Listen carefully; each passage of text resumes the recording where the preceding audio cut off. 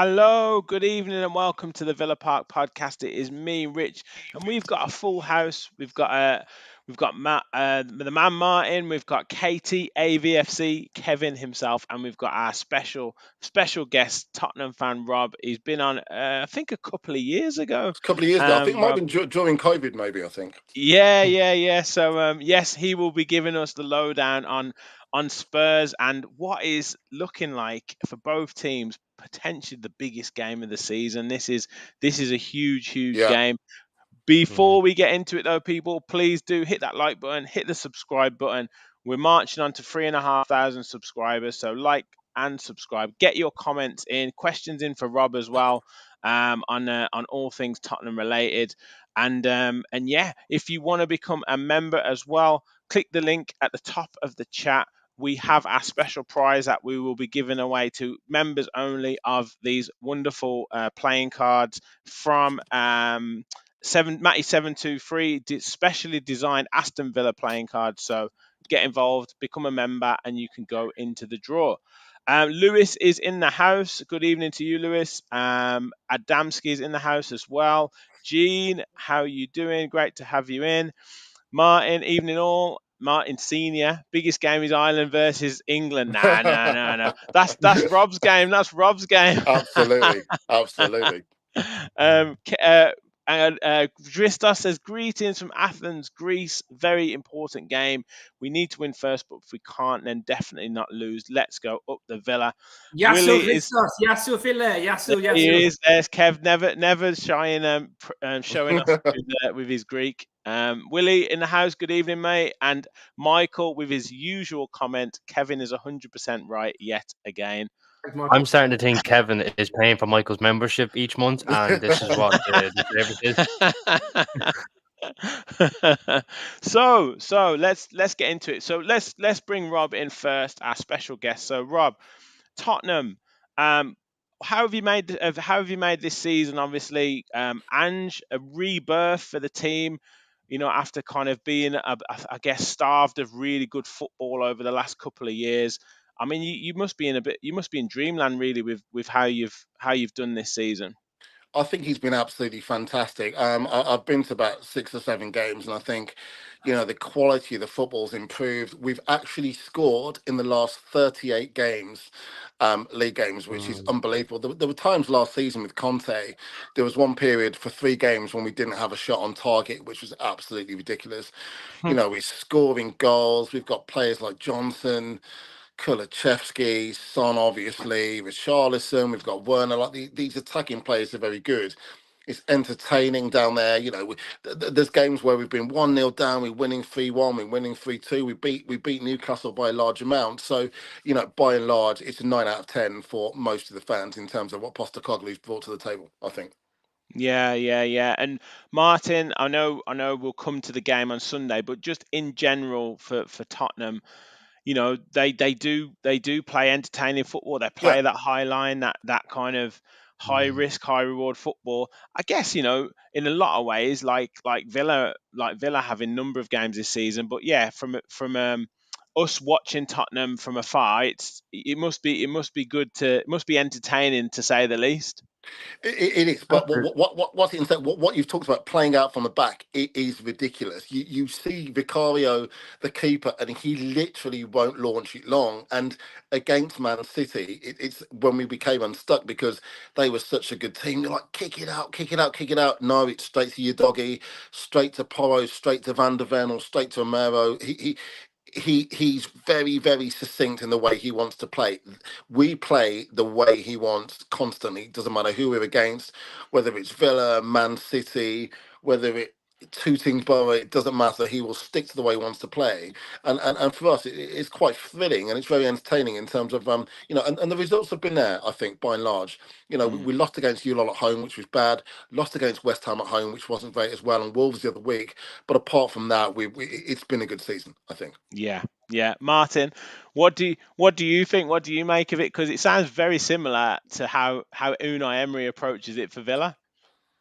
Yeah, absolutely. Emery is always very strategical in who he plays against. There's no certain particular playing style. We set up for each game, and with Ange Postecoglou, I am a big fan of his, in fairness, Rob, because I used to live in Australia and he was the manager Oh, of of course. Brisbane Roar in the A-League. Oh, He right. lived there, we go watch him play, and then he went to Asia, then he was in India, then went to Celtic, and then obviously ended up in Tottenham. And he's a manager I didn't sleep on. If you told me that if we could have got Ange instead of Emery, I still would have taken it, because Yeah. he's an incredible manager. He's proven it wherever he's been. He's kind of taken the hard road, but so is Emery. You know, the two managers have taken the hard roads to get to where they are today. You know, Emery suffering humiliation from the English media Of course. with his language, speaking his English, and he's come back and he's proved that it was wrong. Ange Postecoglou has, you know, done the hard road of doing it in Australia, where the A-League is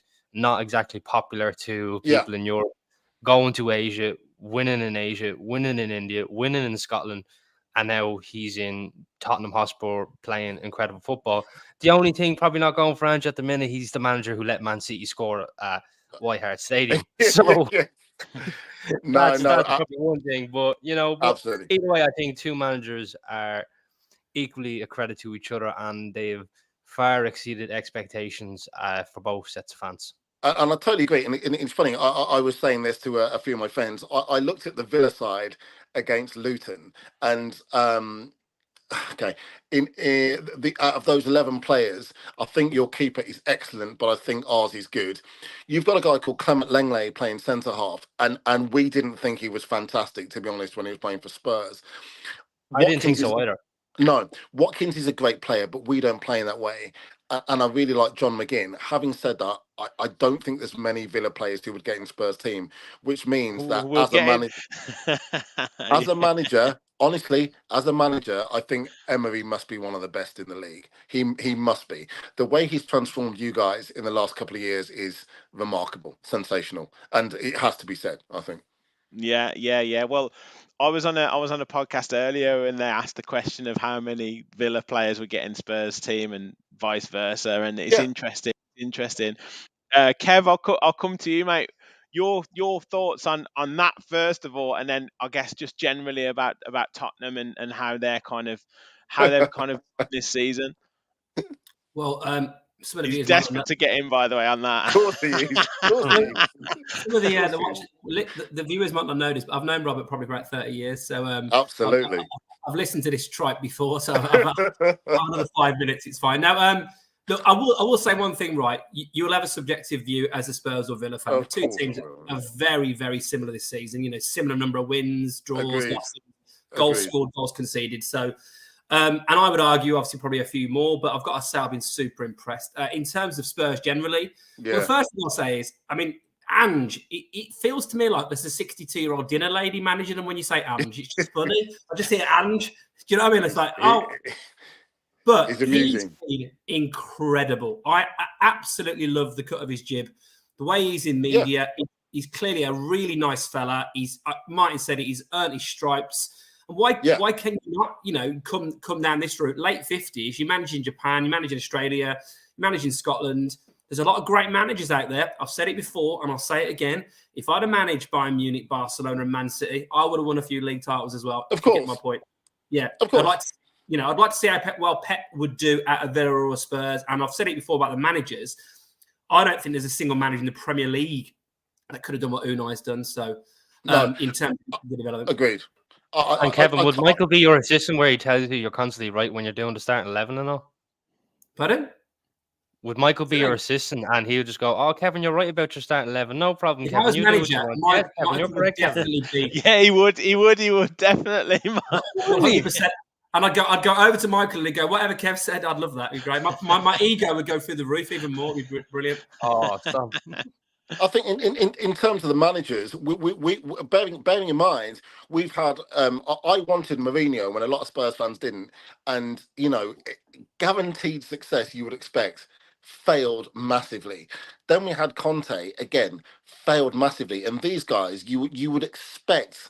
You know, you'd expect success. It hasn't worked out. So, you know, let's try a guy called Ange. You know, he was pretty much improving in the English game, but he's been a breath of fresh air. And we've seen it all before at Spurs, as I'm sure we can appreciate. And we're very happy indeed. Yeah. Awesome. And Michael has got a question for you, Rob. Yes. What's your view on Villa this season? I know you gave a little brief sort of comment on Unai Emery, but yeah, your view on kind of Villa in general this season. Again, as you guys know, I'm from Birmingham. A lot of my close friends are Aston Villa fans and family. I've been remarkably impressed, and so have most Spurs fans, really. And like I said, it's from where you were with Gerrard. It was terrible, and the way he's turned you around is fantastic. You've beaten us at our place. Actually, not this New Year's Eve, but last New Year's Eve, you beat us 2-0 on a freezing cold day on New Year's Day at the new stadium, and I thought this is a turning point for the Villa. Louise scored, and I think it was McGinn scored. We were poor then, but I was like, he's transformed this side, completely transformed this side, and the highest respect can be given. Very impressed. Yeah. Buendia and it was Buendia and Louise, but Buendia and Louise, yeah, and we were poor that, and that was when we were Lloris. Then that we were clear we had to get rid of him because I think he coughed one up. It was maybe Bundy he coughed one up for, but yeah, you were very strong like that. And again, you beat us at our place earlier, at the end of last year as well. Yeah. So I was going to come on to that, Martin, with regards to that game this season. Again, like if we think back to it, Tottenham probably should have been 2-3, maybe even 4-0 up. Inside half an hour. But yeah, Martin, what do you make of that kind of us having, I guess, that slight upper hand and then, coming into the game on Sunday? Oh, they should have been out of sight. They should have been out of sight. The amount of balls that they got right over the top, which how they exploited us, like Heung-min Son with his pace, you're just not catching him as soon as he gets going. And then but the sitters they missed, it was one of them days where they just couldn't score. They got one eventually, which we knew was coming. Yeah. But we didn't panic, but we just couldn't get the play. And then the momentum then shifted when we got the goal just before half time, which a bullet header from Pau Torres. It was just out of the blue, goal out of nothing really. And then in the second half, Tottenham came out guns blazing again, but we were not as high this time. We were soaking up the pressure, sitting back, adjusting to it, and we caught them on the counter and eventually paid off with a goal from obviously this man, Ollie Watkins. The man himself. And, slotting it into the bottom corner, and we walked away with all 3 points. Undeservedly, in my opinion, but you take the 3 points and run when you get it. And I think this is where you may get some joy. I think if there's one issue we've had this season, it's defending set pieces. It's been very disappointing. People are going to target Vicario. You're going to stick someone on Vicario. Wolverhampton again. We've had issues with them. They scored from a set piece. That's one area where I think we are quite dodgy, and I think you could exploit us massively. The physicality of Watkins just getting in the face of Vicario and the defenders. We could be in for a tough time, I think. Yeah, well, we haven't been the best from set pieces, but Kev, how do you picture this game going? Do you think it'll be kind of a similar one to the game at the Tottenham Stadium?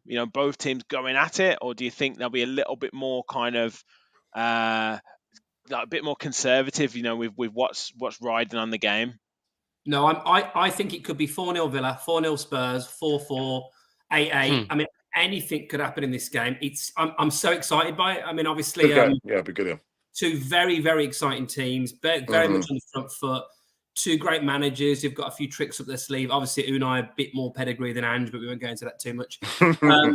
And obviously, we are on the back of obviously having an unbelievable home record, which then we got a bit bloody nose for a month or two.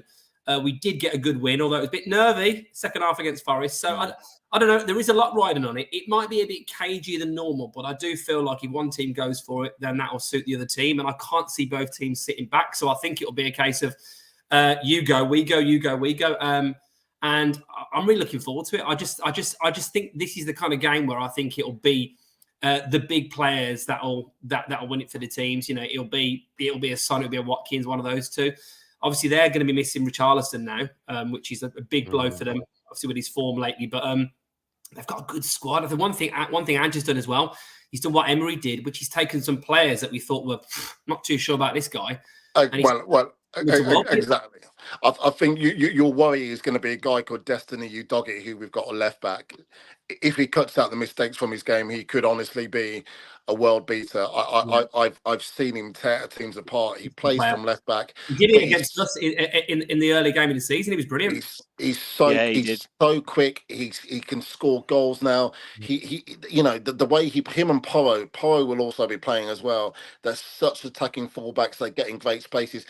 Doggy almost plays as a number 10 at times, and obviously it leaves us exposed because we do, letting a few goals. But you guys are going to have to get to grips with these fullbacks, and you Doggy, like I said, he can cause. Is he from the academy, or did you get him from somewhere? No, he's a young Italian guy. We loaned him back to an Italian team.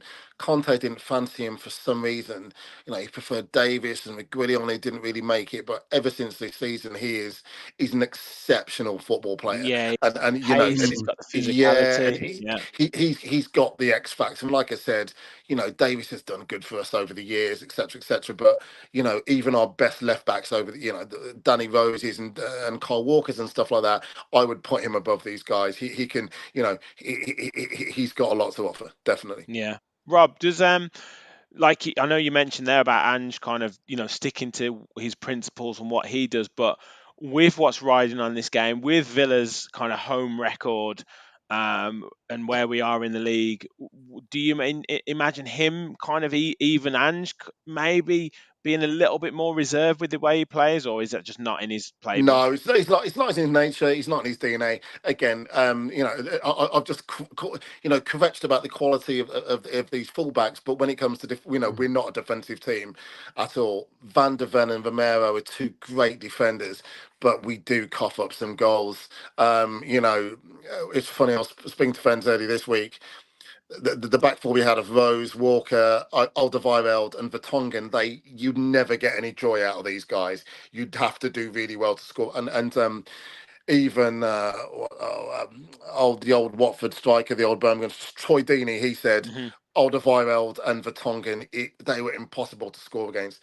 You can get goals against Tottenham all day long because of the way we play. We play up from the back, we're really open, etc., etc. We'll all cough goals up, but he's just gonna go for it. He will, and you'll have Johnson running down the wings, Kulusevski, etc., etc. Doggy, Porro, Sarnic, pace. Basuma making things happen. You've got Sarr, who's a fantastic midfielder. You're going to be up against it definitely, and he won't change the way he plays. Yeah. Kev, I'll come to you now regarding one or two Spurs players. One who didn't play in the game at the Tottenham Stadium, and one who I'm a real big fan of, James Maddison. Maddison, yes. What threat do you think he'll give us, Kev, in terms of this game, and who are we? What are we going to maybe need to do to stop him? I've got to be honest with Maddison. I think he's way better than I thought he was. I remember we were linked with him. I thought he's been decent for Leicester. Is he a bit lightweight? He's been tremendous. Yes. I think he really is a top player. He's been making that team tick. Missed massively when he wasn't playing. Yeah. And I think he's got the eye to unlock a defence. And the thing is with Villa high line, he'll be one of the key proponents, I think, of getting that ball beyond our defence for their rapid. I mean, when Rob was naming all those players there, I was actually getting a bit upset thinking about what's going to be coming with the Doggies and the Johnsons and the Sons of the world. So I think he's a absolute key playmaker for them now. And I think he's put himself in that position. He's almost got himself now in a position where he's probably getting the head of the likes of Grealish in the England squad reckoning. So you got to give him massive credit for that. No, I agree. I think he had a bit of time out, and he's starting to get back into it. A few dodgy games when he first came back, but his assist for Romero was fantastic the other week. He did what Eriksen did for us when Eriksen was at his best. He's the same sort of player, really. Eye for a goal, picks a pass, extremely creative. And I saw him actually. Listen, we smashed Leicester. I think it was something like 6-1. He scored their only goal, and I was like, look, we've got to get this guy. He's the right sort of age, perfect sort of age. He loves playing at the club. We give him the ability to play and express himself, and he's been very good, very, very good. Yeah. And Martin, you wanted to highlight another player who, and I'll get Rob's opinion in a second on him, but you wanted to highlight another player who might be coming into a little bit of form at the right time of the season from a Spurs perspective. Timo Werner. Martin, are you a little bit worried about Timo Werner. I mean, to me, he gives me the touch of the Scott Hogans. I don't know if Rob knows Scott Hogan, but like runs around everywhere, but doesn't really do a lot. But Martin, do you think have we got to watch out for Werner? Yeah, I think we do, in the sense of, like, I think he actually has been playing fairly well from the left. Probably just hasn't had the attack and output chance, as you could say, at the moment. But I think he's suiting the manager system so well, and he got his goal against Palace. It was good. It was a great finish. Great team play, and he was just there at the right place, right time. Where normally the team of Werner of old would probably sky that over the bar, or he completely mishits it because confidence are low. So I think he might start to hit confidence at the right time. And in a big game like this, he's probably going to be up for it. But if there's someone who can stop him, though, but I won't touch that subject just yet. We'll maybe get onto that in a minute. Let's get onto that in a bit. Yeah. But Rob, what are your thoughts on Timo Werner? Has he come in and done what you expected or exceeded expectations? I think he's pretty much on par with expectations, but he's a seasoned player, like 27, 28. He's a full German international, played for some fantastic sides. There's clearly a reason that he came to us on loan. If we buy him permanently, he will only be for 15 million, which is nothing compared to what he's being spent on players at the moment. Again, scored a great goal. But he's got pace. He's quick. That's the way Ange likes his forwards. Kulusevski hasn't got searing pace, but if you've got a Werner, a Johnson, and a Son, that will give any defence in football issues, purely because they'll stretch the defence, get behind the defence. He will make things happen. He'll get assists, etc., etc. You have to worry about that. Yes, his shooting's a bit erratic, but again, I don't think he's a world-class player in truth. But again, he's more than Premiership quality, more than. Yeah. Kev, now onto the touchy subject. Kev, Adamski said there, Cash can stop him. I think that was it. That was in reference to Maddison, but we'll put our hatchet man out on anyone, won't we, Kev? Like, what is this about the beef with Matty Cash? Unbelievable. I mean, he was literally out for about 2 weeks, Bentancur. I mean, and thing with Romero as well. When some of the tackles he's put in, the thought that it's like Josie Fritzl having to go at someone for kidnapping some kids. We might get demonetized now. Yeah. You're going to get cancelled, boys. You're going to get cancelled. It's a Friday night. It's fine. I mean, the thought that Romero is this like hero waiting in the wings. You've got like Bette Midler playing in the background, and he comes on the pitch to save everyone when he's the biggest hatchet man in the Premier League. Romero, it's an absolute. I'd have to acquiesce, to be honest. Look, I think it's just a bit of theatre. It's a bit of pantomime nonsense. As you rightly so, Romero is an absolute psychopath. He will kick. He will kick anything up in the air. To me, obviously, Cash is he's a bit aggressive, but for me, it's fine. It's all part of the game. It's just going to add a bit of spice to which will be a good game, but it's no more than that. I think. Yeah, and it's just nonsense for Twitter. Undercover was only in for 2 weeks. He's acted like he was gone for the full rest of the season. It acted like it killed him the way that Spurs Twitter. And he got the ball. Rich, Rich, I was going to say as well, I think that the game could very much change if Romero loses it. There's a bit of a Cash goes a bit hard on someone. Romero wants his revenge, goes over the top. I think you could get a flashpoint like that could change. Well, the game. you got to think the ref isn't like ignorant to that fact. He will be on the lookout for that flashpoint. Obviously the Tottenham fans are going to boo Cash every time he gets the ball. That's if he starts. Yes. So there is going to be a flash. The Villa players are going to be getting into Romero's ear and talking to him, like what John McGinn's like. He'll be straight over to him. So yeah, it's gonna.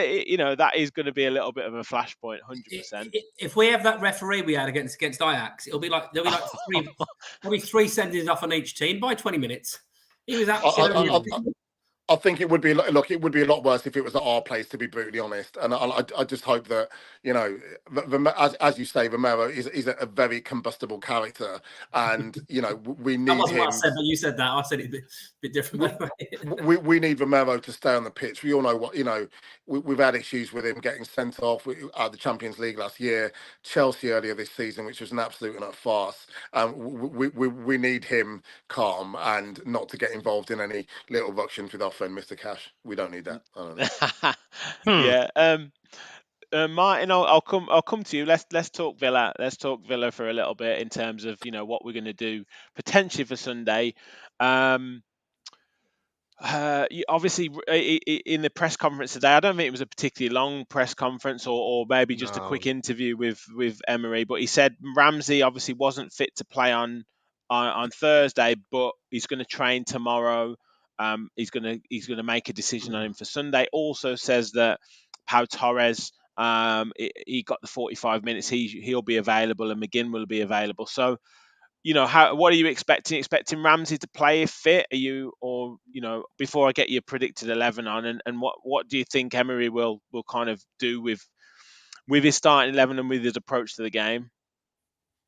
I don't think Ramsey will start. I think that Emery will be wise to the fact that, you know, let's not rush him in. If it's a case of he's not going to be ready for Sunday, that's fine. We still have the depth and strength in Diaby to come in, Morgan Rogers to come in. So there's other players there in other positions. So I wouldn't be too worried at the fact that, oh, Ramsey's not playing, so our game's going to change. I don't think it will. So I think if it's a case of that he plays Ramsey for 20 to 25 minutes just to keep up with a bit of match fitness, I wouldn't have an issue with it. If he thinks he's ready to start, again, I wouldn't have an issue. I don't have a particular issue either way. My only issue is I just don't want him to be rushed back, because if you rush him back, the injury is just going to be reoccurring. It's just going to keep happening in the exact same spot, and eventually it's probably going to lead to a point that he might need surgery, and then he's out for even longer, which we don't really need right now in this run-in for the Champions League places. Yeah. And Kev, with regards to, I guess, the defenders now, we've almost got pretty much back to full quota. You know, Carlos has been back in training. Pau Torres, like you said, looks like he's come through his 45 minutes unscathed. Konsa will be back. Obviously, he's got the suspension in Europe. So, you know, and Longley's been playing pretty well. So how do you see him approaching this, the defence? You know, does Digne come in for Moreno? How do you think he takes that defence, particularly with the pace of Tottenham going forwards? Well, when I did my lineup, I don't know if you've got it, but when I did it, I was yeah, we'll have a look in a sec. I've got it ready. Yeah, I was very much torn for the first time in ages from a defensive perspective, because it's kind of picked itself, wasn't it? You know, in fact, a couple of weeks ago, it was Callum Chambers and the dinner lady who were playing, because we had no other. Ange was playing, yeah, but the other Ange, the 62-year-old, someone's aunt. I think that obviously you've got the thought that Cash, with the whole Romero incident, does he want to take him out the firing line? But obviously Cash has got a bit of pace. He's quite a mobile player. Then you've got, well, if they're all fit, I mean, obviously in Carlos is Percy back. I think this almost could be a game for Carlos as well with his physicality. So I don't know. My perspective was actually with everyone fit, I didn't actually have Longley in my team now, and he's been a bit of a mainstay lately. But I did go for Cash. I put Digne at left back because I think Digne's probably been a bit. Let's have a quick look. Let's do it while we're doing it. Yeah. So Digne left back because I think he's just been a bit better lately, and a bit more defensively reliable than Moreno lately. Torres and Konsa back in his position, and Cash. I easily could have put Konsa right back and put Longley in, but that's what we went for. And then I don't think Ramsey will make it. I think with that kind of injury, I think he probably will maybe need a bit more time. So McGinn, Luiz, Tielemans, and then I'll put Diaby in because of obviously Ramsey being out. I thought Diaby's wasn't great the other night, but he's looked a little bit better lately. So I just thought it's a bit too much for Morgan Rogers, isn't it? A bit too much for Rogers at the minute. I think so. Zaniolo's not getting starts. Duran's coming back. So I wasn't sure we had that many options there, unless he plays Tim in there and moves McGinn forward. Yeah. I think that's a pretty similar to starting 11 to you, Mark, isn't it? The same? Yeah, nearly identical. Just the only thing is I've probably swapped Bailey to his more natural right-hand side. and I'd probably have Diaby on the left. Just, I think Bailey's been unbelievable on that side. So if something's not broken, don't fix it, sort of thing. So I would keep Bailey on the right-hand side, especially against a left back like the Dougie. I think it'd be a great test for him. So, and I'm sure he would relish the challenge now, because it's going to be an exciting game regardless. So, it's a great team me and Kevin have. Great minds think alike. Yeah, and I'm sure Michael would have agreed. Yeah, I'm sure Michael would have agreed as well. Ugent says Carlos' lack of pace worries me. Gary H says, hi guys, the Tottenham fan podcast all fancy the win on Sunday. Hope they like humble pie. Adamski says switch Diaby and Bailey positions. Rob, just in terms of those Villa players, with regards, I think Ramsey will start and Diaby will probably come off the bench. That's my opinion. But with, say, Ollie Watkins, Leon Bailey, Douglas Luiz, John McGinn, the Yuri Tielemans, even with that kind of attacking threat, are you kind of, you talked about the attackers that Tottenham have got, but the form of Leon Bailey, the form of Ollie Watkins, is that concerning as well to you as a Tottenham fan? Yeah, because like I said, you beat us for the last 3 games, which is pretty crazy. And again, I have been, like I said, I've been impressed with Villa. You're clearly going to score goals. I must admit, from what I've seen about Bailey, he looks a bit hot and cold. To be fair, but then so's Kulusevski. He's a typical winger in that respect. But John McGinn and Luiz, Christ in heaven, they're a pair of really, really talented, dedicated midfielders. They're good players. Both of them have caused us a lot of problems over the years. And, you are where you are, I think, largely because of those 2 guys. And that's, for me, your Basumas, your Benson Cars, if he plays, your Stars, we've really got to get a grip to the midfield. I think that's where it's going to happen, I think. Yeah. Kev, that does sound like a tasty battle in that midfield. And, we do... You guys have said it. When McGinn plays well, Villa play well, and it's certainly got to be a game that he's driving us forward for, because then the likes of Tielemans, the likes of Ramsey if he plays, or Diaby if he plays, and Luiz kind of feed off him, and that's where we win. That's where we win the battle, in my opinion. Yeah, absolutely. I think McGinn has been, when he's on it, you're absolutely right. He is. I still think back to that game last season against Newcastle, when he absolutely bossed Dan Burn, like the biggest player in the league. I mean, physically battled him. Like that was like a David and Goliath situation. I saw it with my own eyes. With how they've played this season with Luiz, obviously Kamara's a big miss, but with Luiz, McGinn, Tielemans as well has been, I think, really, really impressive, particularly in the last few months. I think that's really been our trump card. Not only from a battling perspective, and you only got to look at the Man City, when I know we've not played at the same level, but that Man City performance was absolutely incredible from our midfield. And I think when they're at it, a few of them got a bit of time on Thursday, but quite a few of them also got a bit of rest in the legs. So I do think that it will be a key area of the pitch, both in terms of winning the ball back and then obviously chance creation as well. Yeah. How much do you think the Ajax game will affect the weekend? Because obviously a lot of our fans were thinking, they've gone to wars, because you've got to remember with Spurs, we are only playing league games at the matches, and that's what I think that's massively a reason why we are where we are. We're playing once a week, and when we first started playing Europa League football, we were terrible. It's hard to play these games, and how much of an impact do you think that will have?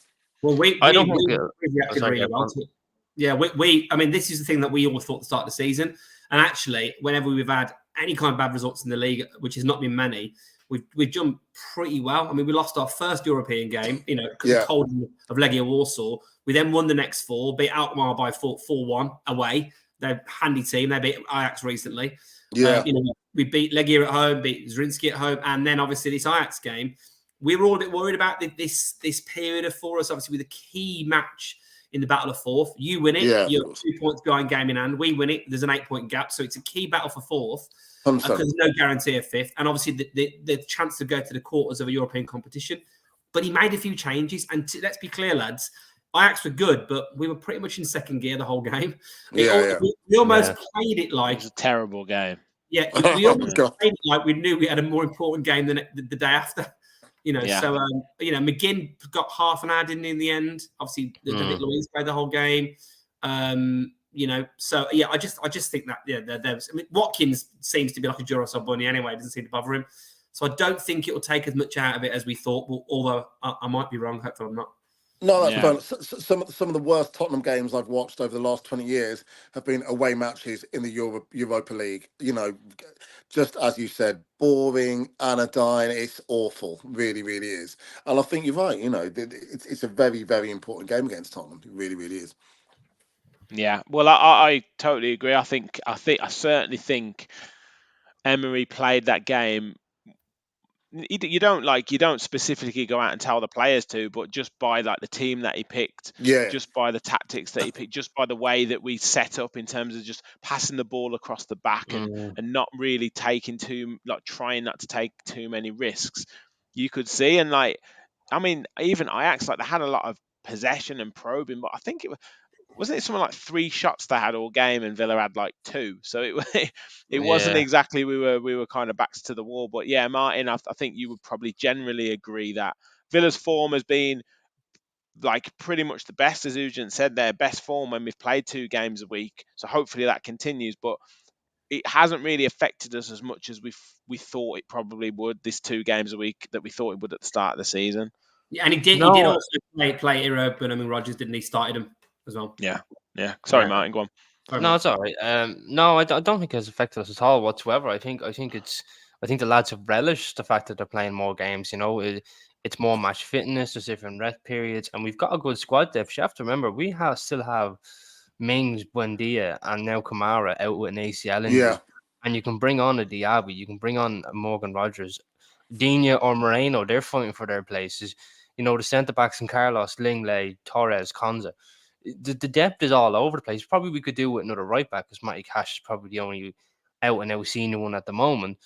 But in terms of depth, we have it. Like, we can switch it about. We can play different ways. The lads adapt to it, and we fully relished it. When we're playing once a week, when the Conference League stopped, the momentum was kind of gone. So you're nearly waiting a full week where the lads were like, right, game Thursday, game Sunday, and having just that one little week break that they probably would have loved, but at the same time, they want to play games. Yeah, you want to keep momentum going. Yeah. You keep momentum and you keep it going, and playing twice a week hasn't affected us like the pundits were looking for, in my opinion, because we lost the first game, but we went to run the rest of them, and we're still sitting fourth in the Premier League, 5 points clear of Spurs at the minute.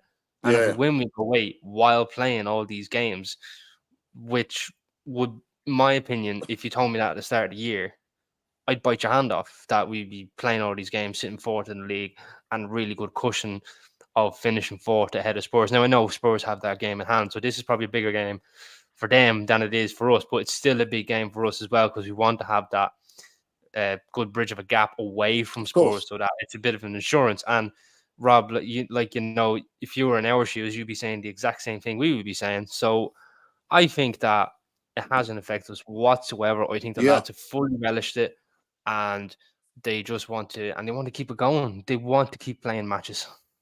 Yeah. No, and I get that. Obviously, I live in North Chingford, sort of border of Essex, West Essex, and North East London.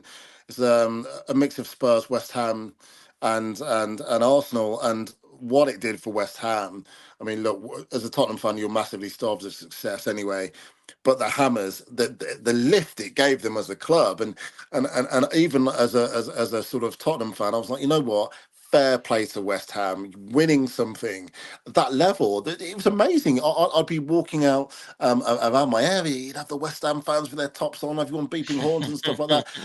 And for Villa to win something like that, it's fantastic. Go for it, is what I say. And as you said, I think you've been justified and vindicated, because you've managed to deal with it. You deal with it very, very well, to be fair. And look at the league position. You're doing fantastically well. And he's managed to sort of manage it extremely effectively, I think. That good thing hasn't lasted long for West Ham. They're 7th in the league. They're behind Man City, Arsenal, Liverpool, Villa, Spurs. Everyone talking about them. Man United, they're the next team. They won a European trophy. They're all Moyes out. Mate, It's crazy. It's crazy. I don't want to be talking about West Ham any more than I need to, but a lot of my close fans of West Ham, and I'm like, honestly, look what he's done for you. If he goes, who do you think you're going to get? Who are you going to get? Yeah. You know what I mean? I think they want to play the West Ham way, don't they? And relegation.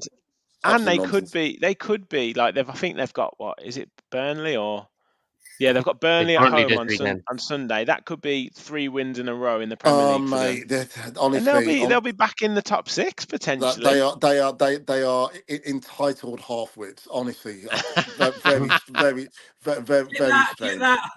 Clip that, yeah. Rob, got a question from Gary for you, Rob, and then Excellent. I'll flip it to you Villa boys in a second, Martin and Kev. But for Rob first, do you think if Tottenham lose this one, they're out of the Champions League 4th contention? No, I don't think so. We've still got a lot of matches to play. I was going to go to we've got Luton. We've got Forest. We've still got. I think it's way too early to say that, to be honest. I think there's a lot of football to be played, and notwithstanding what we've just said, bear in mind that we are still only playing 1 game a week. You guys can get injuries playing these matches. We've got our best team really now. We've got Maddison fit. The only player we really missing is Richarlison. There's not many international matches, so we keep our best players fit. We can, we've got a lot of players to choose from, I think, and I think we're in a decent position. Yeah, long way to go yet. Still, that's a long way to go. Yeah. Definitely, Kev. If Villa, heaven forbid, lose this game on Sunday, do you think that really puts the pressure on for 4th place for us? Do you think Villa Twitter goes into meltdown? Villa Twitter goes into meltdown like all the time anyway, so it doesn't really massively surprise me. But yeah, I don't know what, I'm starting to be a bit more pragmatic about this now because I think I was fairly pragmatic about it even when we were having that bad run. I think I was fairly calm about it. But we are going to, across the season, lose some games, win some games, and draw maybe 1 or 2 under Unai.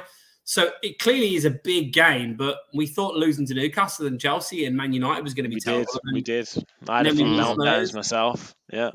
So I don't know. I mean, you could easily lose to a Tottenham Hotspur team. That could be anybody when they're on form. Yeah, well, that is a very, very, very good point. And it's good that you flipped the question.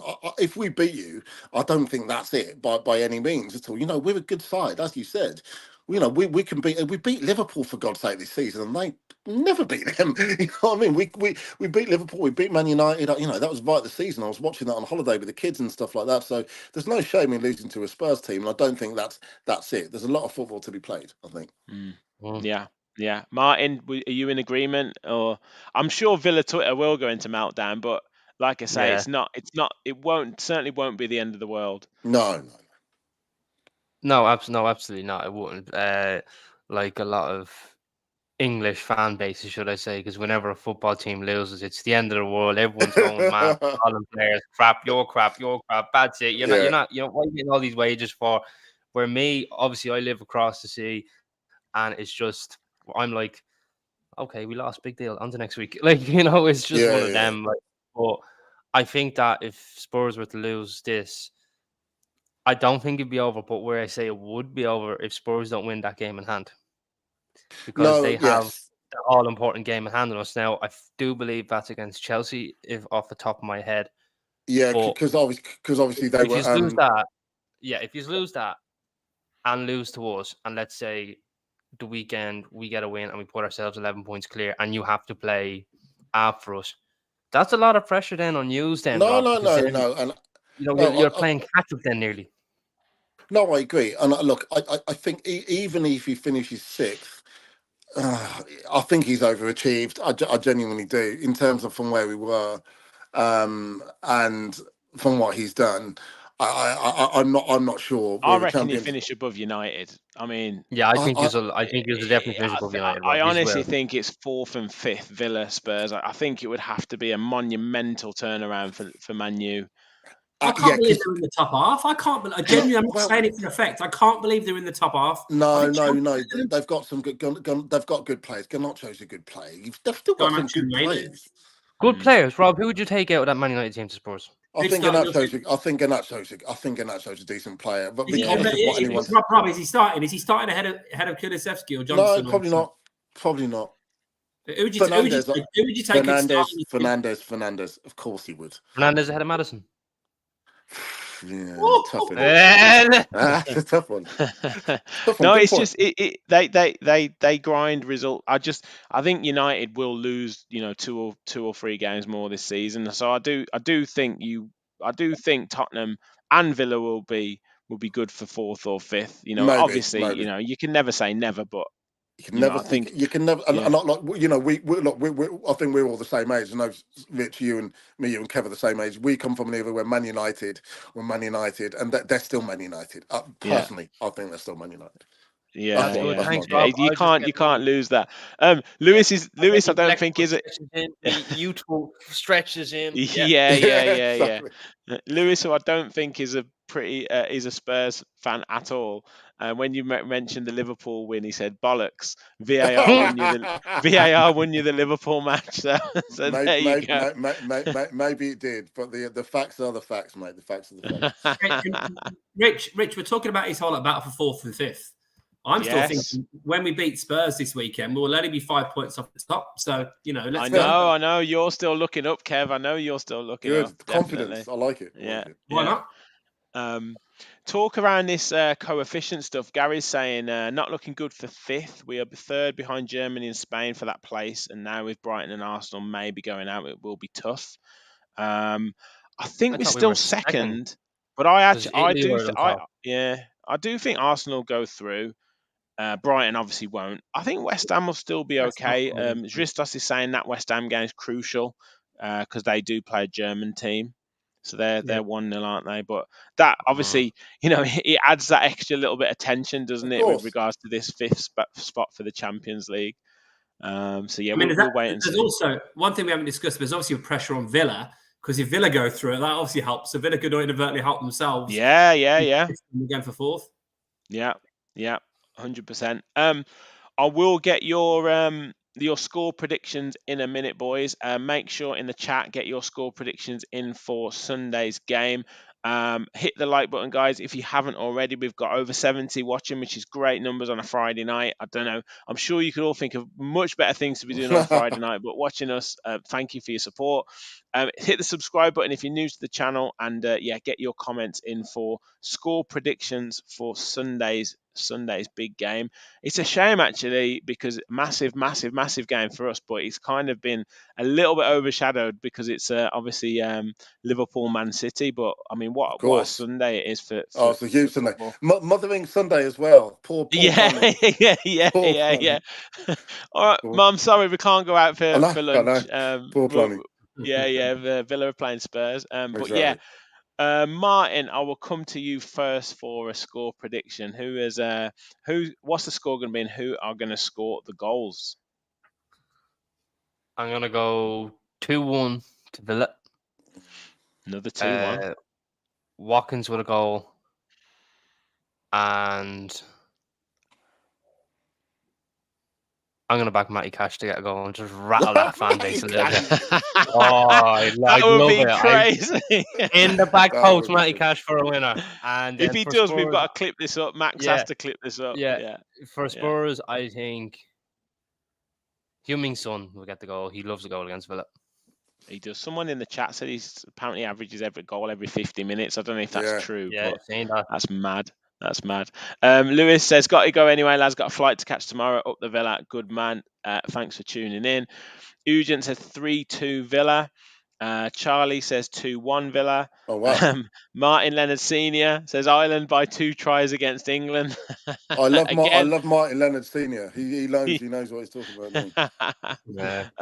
He's a big rugby man now, Rob. He's very big into his rugby. Oh, my mate. So nice. Lena says 4-2 Villa. Nick says 2-2. Still puts us in the mix. Rob says, how about a Romero own goal? Adamski says 5-2 Oh God, that's Villa. ludicrous. That is crazy. Richarlison's injured, hat-trick. Adamski. Richarlison's injured. He can't score. No, yeah, he can't. Watkins, hat-trick, and Bailey with 2. And Son and Richarlison. Kev, what about you? What are your thoughts, score and scorer? Ding dong battle. It's going to be 4-3 to Aston Villa. It's going to be one of those. 4-3. Who's scoring? 4-3. Who's scoring? Cash is going to get 4 for Villa. Watkins is going to get another brace. Doug Luiz is going to get his 10th Premier League goal this season, all of them at home as well, which would be an unbelievable feat. And I do think, I'm going to say like maybe a fullback at the back post. Sardinia is going to get another one, I reckon. We like that, don't we? Yeah. And then for Spurs, who cares? Who's going to score for Spurs? Who cares? Michael says 3-1 Villa. Anthony says 2-1 Cash and Romero own goal. That's just trolling by it. That's just trolling. Lewis says 9-0. 2-2 though. 2-2. I'm going to say 3-2 Villa. Interesting. That's what I said before. 3-2 Villa. Watkins again. Leon Bailey. I think we'll get off to a pretty fast start. Then Tottenham will come back into it, and then I think someone off the bench. Let's go for Diaby off the bench. I think Diaby will score. Howard says 3-1 to Villa. Fingers crossed. Yes, we'll give the final word to you, Rob. What are you saying? Funny, last time I was on this podcast, I said Villa were going to win, and Spurs won 2-1. So I'm going to actually go for the Tottenham win, and I do genuinely think we're going to win. I think we're going to get goals from Son and Brennan Johnson. You do need to watch out for Johnson. Maybe Watkins will score, but I think you've got to be wary of Tottenham Hotspur. We're a decent side. We're going to give you a game. We're not going to bend over. We're not going to roll over. You know, you're going to be in for it. I think it's going to be a proper game of football. Looking forward to it. Yeah, it's going to be a big game, and it is. It's massive. It's absolutely massive. We've talked about this week of being the kind of season defining, and it has to be said, Kev. It is kind of that Tottenham. Like this is the business, and this is what we want. This is what we want to be, isn't it, Kev? And obviously West Ham away as well. Yes. Oh, really? Oh, yeah, wow. So there you go then. It is business end, and every spell of the season you say. I remember when we talked about it back when we had a really good start. Obviously after the first game of the season, and then we've got Man City and Arsenal back to back. 2 clean sheets, 6 points. Thanks very much. So we've proven that when the going gets tough, we can get going. We've got players coming back from injury. I alluded to it before, but I've still got my sights on. Otherwise, it's got to be 4th or 5th. I'm not saying we're going to win the league, but teams above have got to play each other. They might drop points. We've got to play. Yeah, maybe.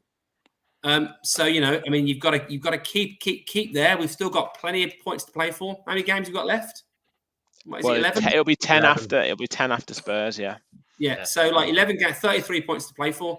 So it's not, we say season defining. I just think it could mean so much if we win it. That's why it's defining. But I don't think it would define our season if we lose. But this is what we're here for. And Rob touched on this earlier. For both teams, Spurs lose Harry Kane. Everyone's going to think, well, they struggled last season anyway. They lose arguably the best player in the league outside of maybe Man City players. They're going to struggle. And obviously Villa, well, we know we did well under Emery last season, but to be in this position where both teams are knocking on top 4, when you consider you might have thought West Ham would have kicked on, you might have thought Newcastle would have done what they've done last season. Obviously, Chelsea has spent all of the money in the world. Man United, I think it's just a phenomenal achievement, and I hope it's going to be the game that it should be, really. I hope that it deserves to be. Absolutely. Rob, you're getting some love. Someone just asked the Spurs. Yeah, go on, mate. Sorry, yes. Spurs game in hand against Chelsea. Yeah. It is because obviously they were in the League Cup final. That's why. Yeah.